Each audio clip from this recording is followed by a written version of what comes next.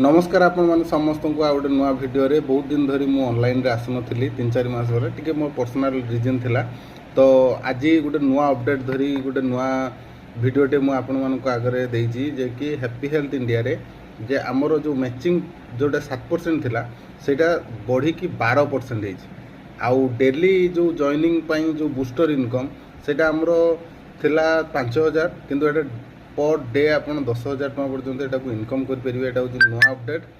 आउ सबुठु बड़ अपडेट होची जे आमर जो रिवार्ड सेटा रिवार्ड 1,99,00,000 केते टका थिला एबे ताको बढ़ी बढ़ी टोटाल 5 कोटी टका कर देछि। तेणु हैप्पी हेल्थ इंडिया आज जदि मु आपन कहिबी तो फास्टेस्ट ग्रोइंग कंपनी भितरे